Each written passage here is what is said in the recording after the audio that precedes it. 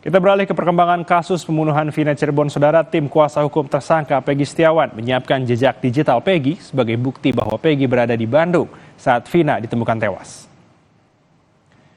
Kuasa hukum Peggy, Sugianti Iriani, menunjukkan jejak digital postingan Facebook Peggy. Sugianti meyakini selama 5 bulan sejak 12 Agustus hingga 10 Desember 2016, Peggy Setiawan berada di Bandung. Sedangkan Vina dan Eki ditemukan tewas di Cirebon 27 Agustus 2016. Jejak digital itu akan dibawa ke sidang pra-peradilan untuk menguatkan bahwa Peggy tidak bersalah dan tak terlibat sama sekali dalam kasus Vina dan Eki. Kami pun punya bukti dari hasil dari print out Facebook Peggy yang statusnya saat itu ada di Bandung. Ini kan ada beberapa status Peggy yang menyatakan bahwa dia ada di Bandung pada Agustus 2016. Kemudian dia pun mungkin dapat informasi dari orang tuanya saat terjadi penggeledahan di rumahnya di tanggal 30 Agustus 2016. Sehingga dia bikin status di sini, ya Allah, saya nggak tahu apa-apa tentang masalah ini. Kenapa saya kena getahnya? Cobaan apa yang Engkau berikan begitu berat, ya Allah, seperti itu. Sebelumnya, saudara, polisi telah menyita akun Facebook milik tersangka Peggy Setiawan alias Peron sebagai salah satu alat bukti Peggy terlibat di kasus pembunuhan Vina Eki. Berbekal akun Facebook, Peggy menjalani pemeriksaan tambahan pada Rabu 12 Juni 2024. Polisi saat ini tengah mempersiapkan penyerahan berkas perkara ke Kejaksaan. Rabu tanggal 12 Juni 2024 telah dilakukan pemeriksaan tambahan terhadap tersangka PS. Pemeriksaan tambahan ini terkait dengan dugaan adanya kepemilikan akun Facebook milik tersangka PS. Dan dari hasil pemeriksaan, tersangka PS mengakui bahwa akun Facebook tersebut adalah miliknya.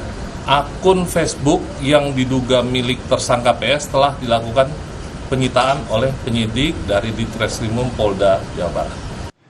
Saudara, kuasa hukum Peggy Setiawan Tony RF mendukung usulan kuasa hukum Vina Hotman Paris yang meminta Presiden Jokowi segera membentuk tim pencari fakta dalam mengungkap kasus pembunuhan Vina dan Eki. Tony menyatakan sepakat dengan kuasa hukum Vina Hotman Paris yang mengusulkan pembentukan tim pencari fakta kepada Presiden Joko Widodo. Tony menegaskan kemunculan saksi-saksi kunci yang tahun 2016 memberikan pernyataan mengubah kesaksiannya. Mereka seluruhnya mencabut keterangan di tahun 2016 dan menggantinya dengan kesaksian sebenarnya di tahun 2024.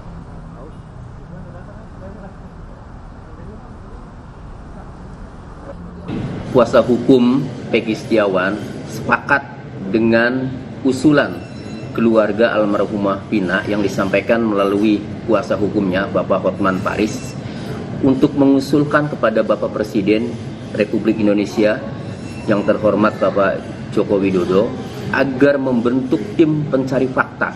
Tetapi setelah munculnya kesaksian Liga Akbar yang sebenarnya bahwa itu tidak benar, ini kan berarti ya, kami menilai ini perkara ini yang disidangkan ini jangan sampai ya ini skenario yang disidangkan, bukan fakta yang sebenarnya. Oleh karenanya ini sudah darurat ya untuk penegakan hukum di Indonesia. Kita ke sorotan lain, saudara. Ketua Umum PSI Kaisang Pangarep mengaku akan lebih memilih Anies Baswedan dibanding Ridwan Kamil jika dipasangkan di Pilkada Jakarta. Menurut Kaisang, secara elektabilitas dari sisi survei, Anies sosok yang tepat. Namun putra bungsu Jokowi itu mengaku tidak bisa menentukan karena belum tentu maju dalam Pilkada.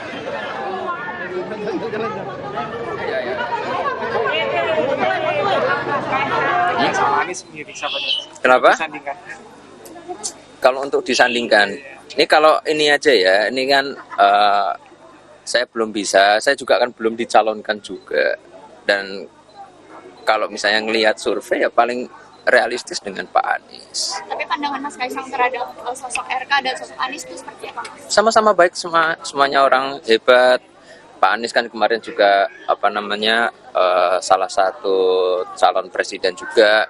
Saya suka nonton dulu Desa Anies, itu juga bagus. Pak RK juga cukup bagus, semua berkiprah di Jawa Barat. Jadi semuanya bagus, nggak ada masalah semua.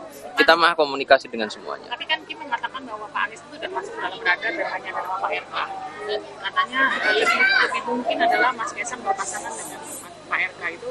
Ya nggak masalah juga, nggak masalah kok. Berita utama akan kembali usai jeda dengan informasi maksud HT ingin mendukung timnas yang tengah berlaga. Penyanyi Anang Hermansyah dan istri justru mendapat sorakan cemoohan dari para supporter timnas. Lalu, siapa sebenarnya yang salah?